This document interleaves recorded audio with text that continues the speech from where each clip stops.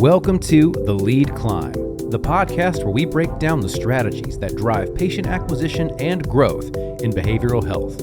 Hosted by Growth Sherpa Consulting, we bring you expert insights on digital marketing, admissions, business development, and more, so your treatment center, mental health clinic, or private practice can thrive. Whether you're a CEO, admissions director, or marketing pro, this is where you'll find the tools to scale smarter. Follow us up the mountain. Let's lock in. All right. Well, thanks for joining us. Today I have a longtime friend and colleague, Jordan Young with Jordan & Associates. I've had the pleasure of knowing Jordan for, a little over 10 years now. We started working together back in the day at Foundations Recovery Network. Since then, I've been able to collaborate on multiple projects, multiple hires, multiple fantasy football leagues over the years. So, Jordan, welcome to the pod. Tell everyone a little bit about yourself. Yeah, thanks, Steve. I appreciate you having me on here. So, my name is Jordan Young. I live in Nashville, Tennessee. I've worked in the behavioral healthcare industry for 14 years. The first 8 years that I worked in the industry, I worked at that said organization that Steve referenced. It was a big treatment center organization. We had facilities all over the country doing residential and outpatient treatment. And I worked in a couple of positions that were very high visibility. And what I mean by that was that I interacted with and formed relationships with thousands and thousands of people working in the field across the country and hundreds of treatment centers across the country. And I left there 6 years ago with the plan to start a consulting business, having no idea what a consultant actually does. But what the market dictated I needed to focus on because of those prior positions and all the connections that I had was helping people hire and helping people find jobs. So the last 5 years, that's been almost exclusively what I've done. And I work with treatment centers and companies that service treatment centers all over the country in a variety of non-entry level, non-clinical positions. Awesome. So, and Jordan, I've been working with you as a recruiter now for 5 years. A lot's changed in the last 5 years, right? So I know I've seen it from your side. What have you seen change over the last 5 years in the space? Well, what I've seen most recently is a slowdown. I've seen a slowdown in the number of companies that are wishing to outsource their hiring. And I can speak to how things at the top of the industry are causing that. It's a trickle down of insurance. It's not like we have fewer people that are seeking treatment. It's not like we have fewer treatment centers. It's not like there are fewer positions. It's that people are getting certified less often for treatment. When they are approved for treatment, they're getting fewer days. When they are getting approved for days, it's at a lower rate. And whenever they are being paid, they're being paid much more slowly. And sometimes it's taken legal action to get these treatment center paid, and that's a trickle-down effect. You look at what people are going to cut first. Okay, we're going to cut the fat, cut expenses that, things that we could do ourselves. So recruiting fees or consulting fees and marketing budgets for conferences and things like that. So that's what I've seen over the last year. And even further, what I've seen just from the time I started is there's a huge need for therapists, more and more people seeking treatment. They need clinical therapists, clinical directors, primary therapists, A&D counselors to help their treatment centers treat this flux of patients that they're getting. And yeah, there's just not enough people to fill all those needs. Yeah, so let's talk about BD. I've seen the same thing over the last, especially year. But for me, I've actually seen them more on the top end of outreach, sales, whatever you want to call it, even admissions and marketing. You still see the Indeed and LinkedIn post for outreach coordinators, like the localized, more junior positions. But the need, or at least the desire for senior leadership, seems to have dried up. I can't quite put my finger on that. I don't know if it's just a lack of turnover if there is a greater desire for treatment centers, executive leadership, just to say, well, it's just sales, I'll oversee it and I won't have that experienced leader at the helm, and we'll run with it. Have you seen the same thing? And like, what's causing that? Because it for me, especially in particular, I know when I've left jobs in the past as a senior leader, within a month, I had 6 or 7 offers all across the company to be a senior leader there as well. But now you barely ever see them. What's causing that? I think from what I've seen with a lot of companies, a lot of them are investing in call centers, and has been looked in the past as an ugly thing. It wasn't looked as an ugly thing, 10 years ago. Then it got this stigma attached to it. Now it seems like it's coming back. And what those call centers are doing, they're directing calls to treatment centers, whether it's their own facilities. I don't know if these are, like the certain call aggregators in the past that were shipping out calls to various different organizations. But I mean, I've witnessed a lot of treatment centers that say, well, we have our call center doing that. We have our call center doing that. We have an out-of-state call center that's generating referrals for us. And when you have companies that are doing that, you don't have to be as good at business development. You have to be organized, and you have to know who can play well with one another. But if you're doing B2B business, and it's just like, hey, I'm going to give you my Cigna HMOs and you give me your Blue Cross HMOs, it doesn't take a ton of skill to do that. And so I feel like what I've witnessed has been some treatment centers are looking for people to oversee that rather than build and develop true sales leaders, true hunters, people that are out knocking on doors, meeting with hospitals and therapists and counselors, and the type of business that isn't going to require a referral out to get a referral back in. You're basing your sales presentation on the quality of what you do for the patients and how you can serve them better, rather than I can give you, these TRICARE East patients.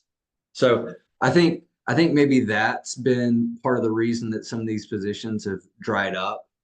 I'm I'm seeing that more companies are bringing people from outside of behavioral healthcare into those roles. It's true. Yeah, in the call center thing, that's for me as a leader, that's super concerning, because you look at it from a lot of different ways. First, it's a terrible idea to base your whole growth strategy on someone else's failed Google searches, and that's what you're doing in that strategy, right? You're saying, hey, give me your TRICARE East, I'll give you my Blues, and you're hoping their Google searches will land enough TRICARE East that you eat. Like that makes no sense to me as a leader. Maybe I'm a control type person where I want to have predictable, controllable revenue and growth. Call me nuts. Yeah.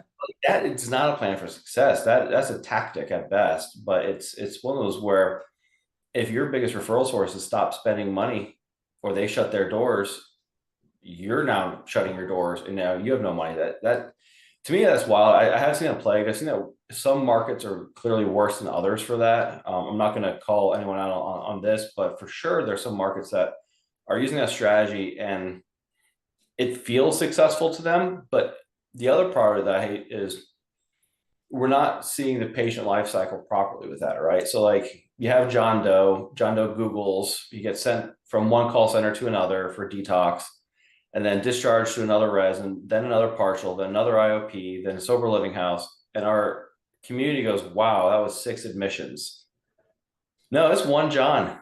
And we're not looking at that way. So yeah, that pains me. What I do love though, is I love the treatment centers that are very mission driven and do recognize that scenario is not beneficial to who we're trying to help. There are what, 24, 25 million, I'm sure it's even higher now, people who meet medical necessity for treatment, and we're getting 3 million of them a year. So I'd rather focus on the 21 million, 22 million that aren't getting in. That seems to me like just the smarter strategy, but call me crazy. We'll keep, I guess, hiring at call centers. And, I'm sure it drives you crazy too, as a consultant, when people associate you with those consultants where it's like, yeah, I'm a consultant, give me $8,000 a month. And I can't guarantee 3 admits, but we'll probably get you 3 admits. Like, that doesn't right. Yeah. And I forget I was saying this to someone a couple of years ago. What does a consultant do? Well, a consultant will identify a problem that you have, that they have a solution that they can make it better, but never truly fix. Because you never want to truly work yourself out of a job, right? No, no offense to consultants or anything, but going back to what you were saying about the call centers and admissions, I feel like, so when I first started in the industry, it was 2010, and I was the first hire for an outbound referral department. So it was in the call center, but it wasn't like a call center like you may expect, where you're sending out calls to all these various different treatment center organizations. And I feel like having an admissions department that can supplement your business development team, I think it's very smart, because what we were doing at that time, we had a bunch of phone calls coming in, and us being private treatment, higher end, there were a lot of different people, a lot of different, diagnosis or types of resources that we couldn't work with. And so we developed an entire team, and our whole goal was to refer people out to other treatment centers that were a fit for that patient's clinical needs, their geographic needs. And then after that, if they could be sent to someone that was a good referral partner for us. But first thing is, it had to be a match for the client's needs, their clinical needs, their financial resources, their geographic needs. And then we would say, okay, well, if we can check all these boxes, and then we have these 5 facilities, and we work better with this one over this one, this one, this one, and this one, we're going to try to refer it to this one first. And I think that with there being the number of options there are for treatment now, you can do that if you have people that are dedicated to ensuring that we have high quality referral partners that can work well with us. And it can't be a one-sided game. And you always have to put the patient's needs first. So anyhow, yeah, I mean, I see the value in creating B2B referral relationships, but I don't think that in 2024 it's a sustainable business to say that, okay, I'm putting all my eggs in this basket. I think that can supplement what you're doing with business development. And if I can continue on to that point, there was one of our business development reps when we were doing that, who, we would have regular calls, and this person was in the Atlanta market, and she identified a couple of hospitals that were really good for certain types of patients that we couldn't treat because of the way their insurance viewed our treatment versus what it would approve. And so she came to us and said, hey, this is these are 2 really good hospitals in Georgia that can do very well with this type of patient with these clinical needs and these financial resources. And so we started sending some of the patients there, and they were a good fit. They were getting people into treatment. And then that facility, that hospital, started referring people back to our organization. And it was because she strategically said, oh, okay, you serve these patients. Well, we actually receive a lot of calls from those patients. Let me see if I can connect you with my call center. Yeah, so let's say a treatment center comes to you and says, okay, we want to do this the right way, right? So we get that our market has this Atlas for Cigna horse trading behavior.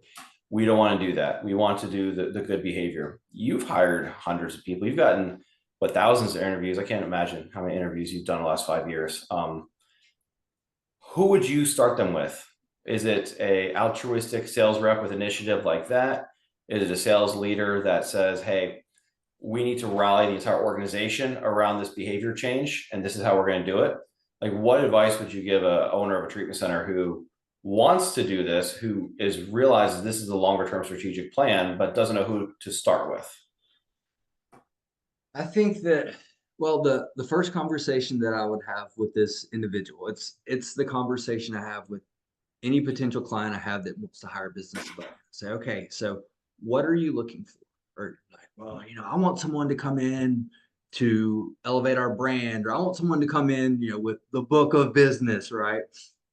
And I make sure to, I have to understand the organization first, but I make sure to explain to the owner or the hiring manager that this book of business is just a book of contacts that they created when they were working at another organization.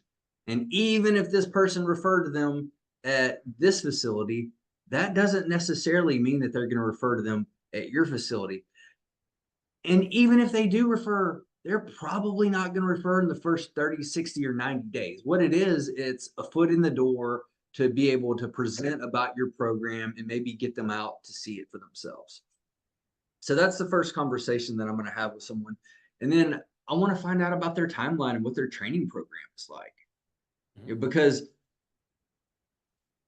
many organizations want to just drop someone in the territory and say, all right, go get on, Tiger. And I don't take clients like that. Here's your cell phone. Here's your business cards. Yeah. I mean, here's our it's CRM or Excel spreadsheet or some basic stuff. Yeah. I mean, and it's very difficult, one, to hire someone like that, because like, okay, well, why is someone going to come want to join my organization if, like, okay, I'm like, you have to buy them, or if the company just has an amazing reputation, right? If they have an amazing reputation, okay, that's great, but you're still going to have to outbid the place that they're currently at.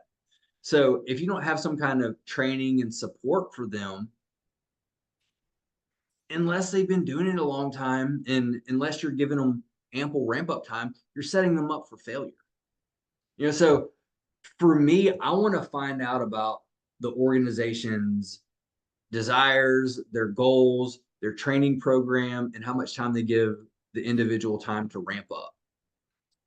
It's interesting. I want to come back to the reps perspective in this too. But it's interesting you bring that up. One of the things I noticed in my time of leadership is when I mandated those onboarding practices, when I said, this is what we're going to do for everybody, whether they came from selling janitorial supplies to 15 years in the field, we're going to have the same onboarding process. We're going to have the same cohesiveness. You get the same polo, the same Yeti, the same business cards, everything is the same regardless of experience.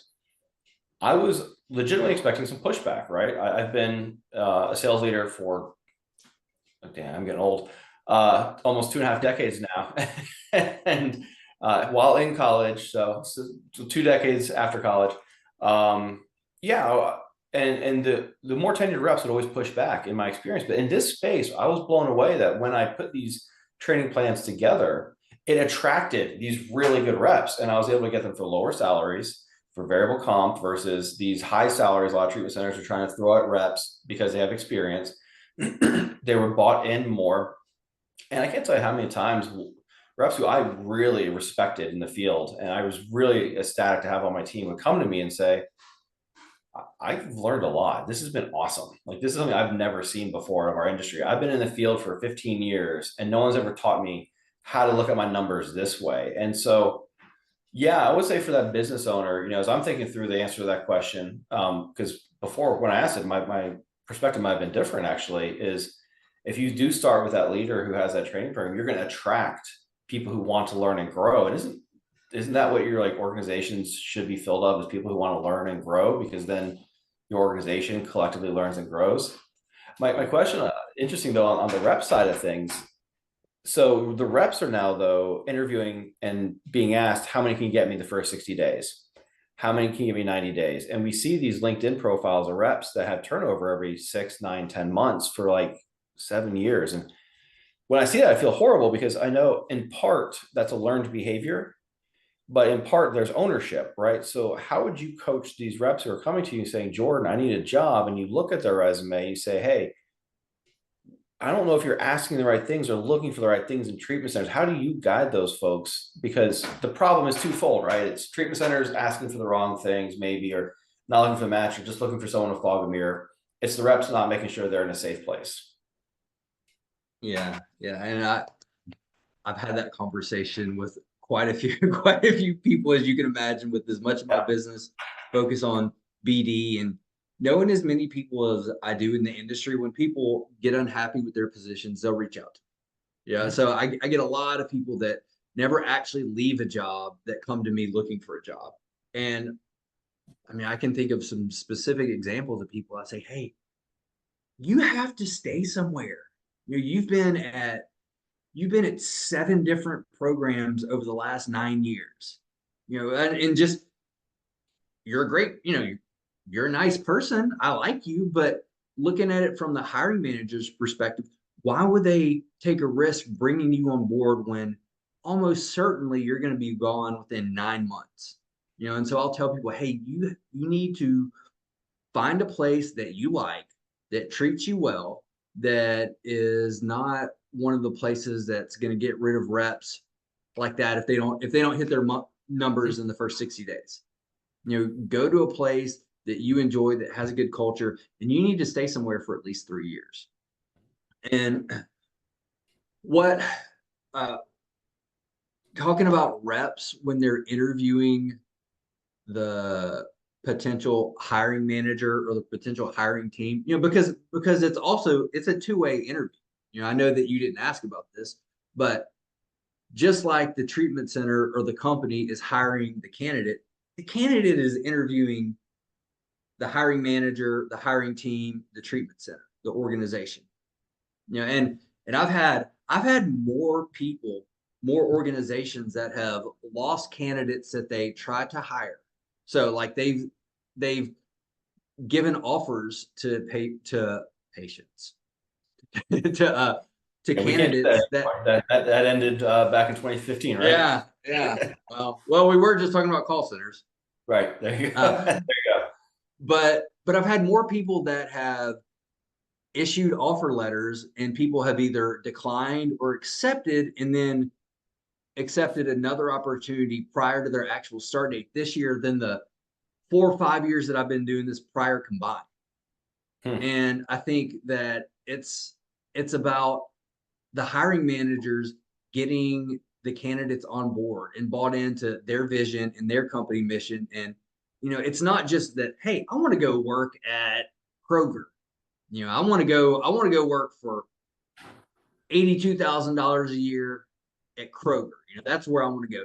No, I want to go work alongside this person here, because this is who I'm going to be in the throes of the day-to-day with. And so I feel like hiring managers and leaders of organizations have to get people that they're interviewing bought in on their vision, not just the company vision, but their individual vision. Because you're choosing a leader that you're going to go work with. And, like what you guys do, it's training not just companies, but training individual leaders, and how you can make them interview people in a way in which they want to go alongside that person, not just that organization. So I mean, it's choosing wisely. Yeah, I think you go full circle. What you're talking about earlier, what have we seen in the industry the last 5 years? We've seen, more denials, shorter lengths of stay demanded by insurance, lower reimbursement rates. And what I've seen is the 31 flavors of ice cream for our treatment industry turn into 50 flavors of vanilla. Everyone still thinks they have the best vanilla. I mean, there's vanilla bean, and I guess there's other types of vanilla. I don't know, I'm not a vanilla guy, but anyway, everyone has the same different flavors of vanilla, and they think their flavor of vanilla is so special. But as the patient, it all looks like vanilla. As the employee getting hired, it all looks like vanilla. And so, yeah, to your point, like if I have 4 offers from vanilla out there, I'm going to take the easiest that pays me the most, and whatever, we'll see what happens, right? And that's I think a problem.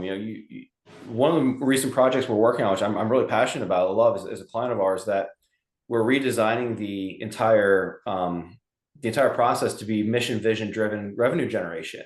And so we're focused on the mission and vision first and designing what does that look like and how does that build your team out. And I'm really passionate about this because I know when we go launch with this, reps are going to see, look at that, it's strawberry. And it's something different and it's something exciting and it's something that they can really latch on to passionately. Because I don't think people get in this industry by accident. I always tell people like this industry gives you what you need, not necessarily what you want. So whether it's coming in through recovery of your own personal recovery or through whatever way you found it, I found it just because I read a bunch of Hemingway one time and I got a call by a recruiter 2 weeks later and it was the right time in my life philosophically, right?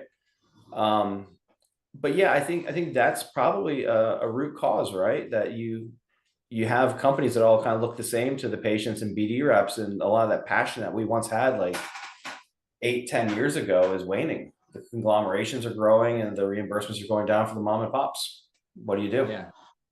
Yeah, I mean, everything is the same, right? I mean, whether in reality, whether it's totally the same experience, but something that I mentioned to you earlier, not in this video, was about the videos. Your treatment centers creating their own videos that will introduce potential patients or potential referral sources to their property, their clinical leadership, and some of the advantages of going through their program. But I mean, all these treatment centers all do the same thing. They use the same verbiage. We have all the same acronyms. We do CBT and DBT and EMDR, and we meet the patients where they're at. And that's always my favorite one because I think, okay, what does that mean? Does that mean you pick them up at the airport? Or what does that mean? Like, we're patient-centered, we're client-centered. Like, okay, but what does that mean? All of our treatment plans are individualized and custom. Like, really? I mean, is that really the case? Every treatment plan is individualized? Like, this is the first time that you've ever done this treatment plan, in the 7 years and 896 patients that you've treated? You've never had this same treatment plan for someone?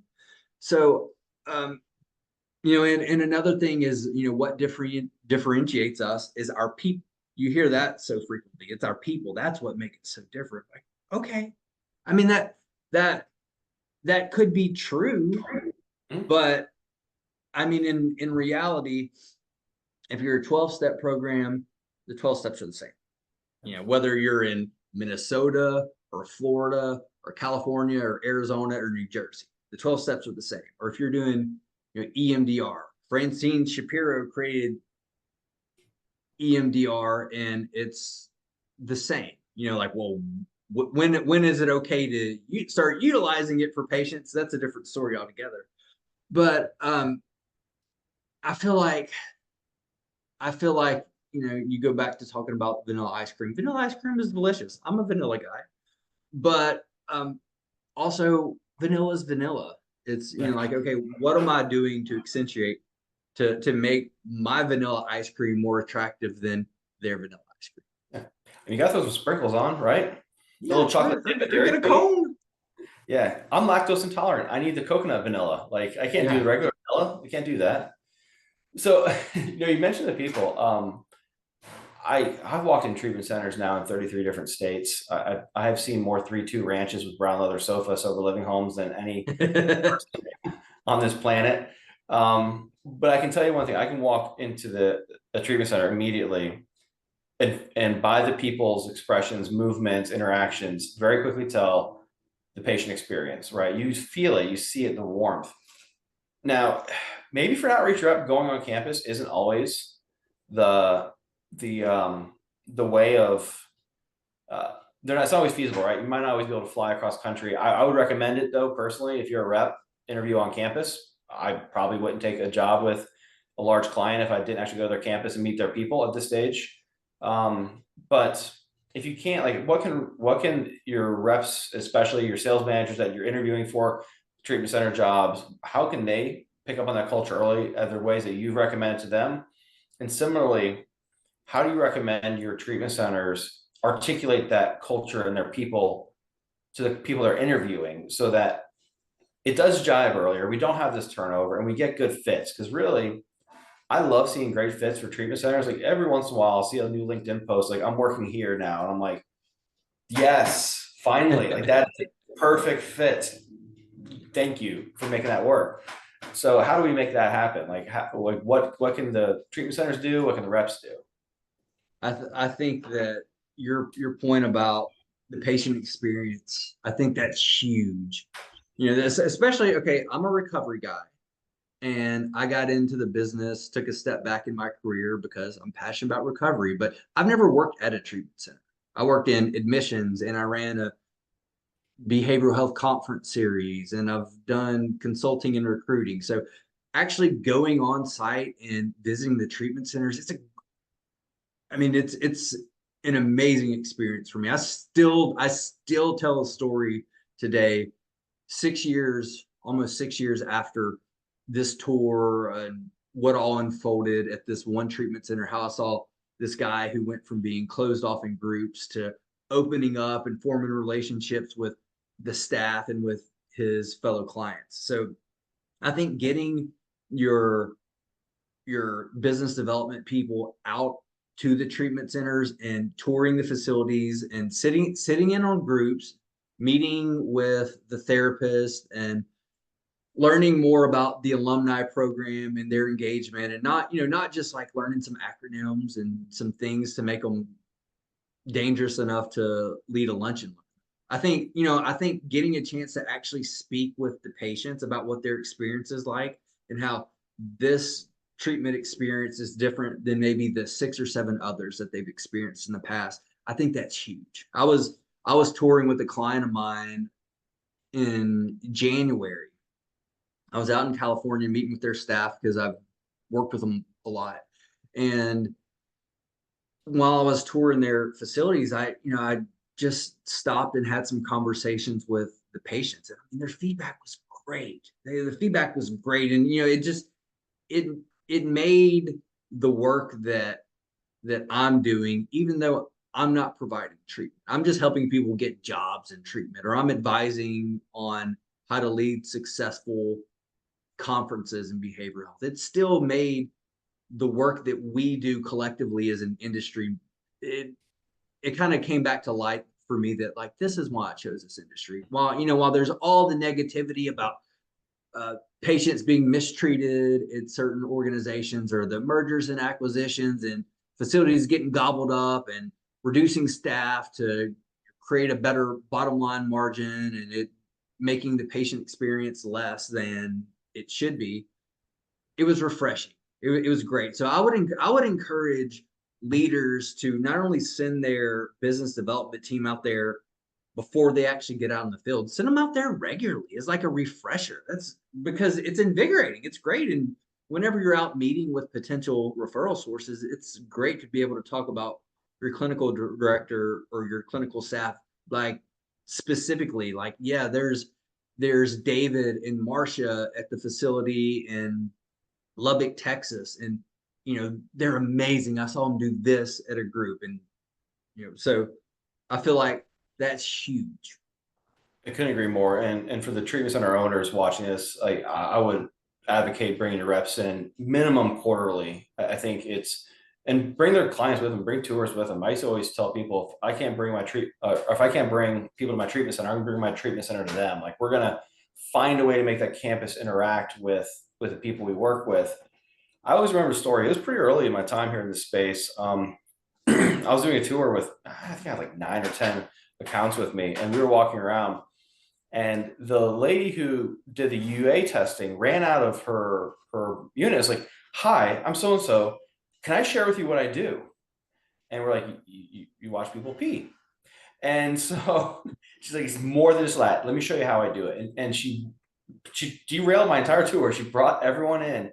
And she explained how she doesn't know anything about recovery or industry when she got the job, but she wanted to know how to make people feel comfortable and respected during this time. It's a very small sliver that she can do in their recovery. And so she had people watch her from different angles as she peed when she first got hired. Right? And she learned the way to make it as most respectful as possible by putting herself in a position of vulnerability. And so a couple things happen after that. First, I was floored. I've never heard such passion for anyone in our industry, clinical directors, medical directors. I've never heard anyone have themselves that far out there. And I was so astonished. The people with me, of course, were like, yeah, I'm going to refer everyone here. But then a few months later, I'm at those Maggiano Little Italy's networking events. And as you said earlier, they say, go around the room, let's talk about our different flavors of vanilla, CBT, DBT, EMDR, Aetna, Cigna. I'm the last person that goes. I say, hey guys, I want to talk to you about P. And told the story, and it completely dismantled the whole room. And because it was so unique, I was able to tell the entire story of that treatment center's culture and people right then and there because of P. And so, yeah, I love that story. I'll never forget. I'll never forget the look on her face, how stoked she was in that moment. It's just like, it's like a core memory now. It's burned in my brain. But yeah, I think that's one of those things when you're looking to interview. I've actually had that experience during interviews with treatment centers before too, where I'm walking and I'm touring their campus, but with like the alumni director, not the CEO. I'm touring it with someone from admissions or a tech, and it's real. It's at that point, it's raw. They haven't been coached up on how to speak properly or say the right things, and they're swearing and they're vaping and they're telling me what's up, and I get it. I'm in, right? So I think part of the hiring process, since that's obviously what we want to really make sure we have a few tidbits from today on are, yeah, bring people in for the interview. And if you don't have a P moment or a different shade of vanilla, like let's find it. Let's get out there and see what it looks like, right? It's there, and you'll get the better reps. You'll have better tenure. I think I wrote an article recently that shows the difference in an average team of 10 reps in soft costs alone for a treatment center. If they change from 35% turnover per year to 10%, is over $2 million to the bottom line. That is a mouthful to repeat, but that is worth a tour. Like that's worth finding your culture and working with a recruiter and defining it on the early stage and finding the right rep and getting after. So I dig this. I get nerdy on that sort of stuff. Yeah, and I know we're running out of time here, but just to your point about the tours and being able to meet with the employees there, the actual staff that's treating patients. So a mentor of mine, John Southworth, RIP John, he used to say that, and John was an interventionist and a consultant, and whenever he would go on tours, he would say that he would determine whether or not he was going to refer to a treatment center based upon their bananas. He's like, what do you mean, John? It's like, well, if they have brown, black, spotted bananas, that means that they're not keeping up with them and they're not providing good service to their employees. If they have nice, fresh bananas and fruit, and bananas is just it's just kind of like a metaphor, but it determines how they're treating their employees and their staff, because happy, healthy employees are going to treat their patients better and provide better care. And I felt like, oh yeah, John, so just look for the bananas, but I think that that's a symbol of something very, very important. The way that you treat your staff and how much you value them and how much they feel valued, that's going to impact not only the work that they do, the quality of the work that they do, how much they're going to be willing to put in some extra effort for you, but also how long they're going to be willing to stay with you. Mm-hmm. I'm a baseboard guy. If the floorboards, baseboards have a little dust, it's a no-go. Yeah. If they can invest their time cleaning the baseboards, everything else is clean. Everything else is looked after, right? So yeah, that's great advice from John. So let's leave it with one last one. If you were talking directly to a treatment center owner, CEO, executive director, someone who has to run the ship, they're looking to grow their team in this environment where people are taking several offers at once, turning them down last minute, if might be untrained, might be used to job hopping. What advice would you leave them with to go out tomorrow and revamp the recruiting process to get the right people in the right seats? So this is probably not to my advantage based upon the way recruiters are compensated, but I would advise them to go less after your bigger name, more experience, higher dollar candidates, and focus on developing out a training program to give people ample time to learn the fundamentals to be successful. Because, like you were saying, Steve, talking about reps that were experienced, even if you are experienced, training is great. I read stuff that I've read all the time, and even though I've read it before, it can be a refresher in my mind. I literally have a sales folder with bullet points of notes that I've read for like the last 15 years. And I'll go through that because even though it's something that I've read before or I know, it doesn't mean that I'm always implementing it into my day to day. So, I would advise them to develop out a training program first, a training program for coaching, onboarding, and continuous coaching throughout. And then look at bringing in talent that isn't just specifically recycled business development reps from other treatment centers, because those people, if you're taking them from another facility for more money or whatever, there's a decent chance that they're going to leave you for another organization that's the more shiny object. So look at some people that are coming from either direct care or admissions or alumni backgrounds in behavioral health or similar type of sales backgrounds that are just passionate about recovery. I've had a couple of clients that have been willing to do this, and you bring those people in, you give them that first opportunity, they're going to run through a brick wall for you. Mm-hmm. And I mean, I have specific examples of those people within 4 to 6 months being by far the organization's biggest producers. And, and you're bringing them in at like half or 2/3 the cost of what it would be to bring in somebody who's established, who has this book of business and may have some habits that don't serve them very well, or maybe they serve them well, but they don't serve the organization very well. Appreciate having you on today, Jordan. As always, great talking to you. It was great being on here. I love the opportunity to speak with you about anything, but especially this business development, and you guys are doing amazing things at Growth Sherpa. Appreciate you. And thanks for everyone for watching. That's a wrap for this episode of The Lead Climb. We hope you picked up some valuable insights to help optimize your patient acquisition and grow your behavioral health organization. If you found today's discussion helpful, be sure to subscribe, leave a review, and share this podcast with your network. And if you're looking for expert guidance in digital marketing, admissions, business development, or any other piece of the patient acquisition puzzle, Growth Sherpa Consulting is here to help. Visit us at www.growthsherpaconsulting.com. Thanks for tuning in. We'll see you next time on The Lead Climb.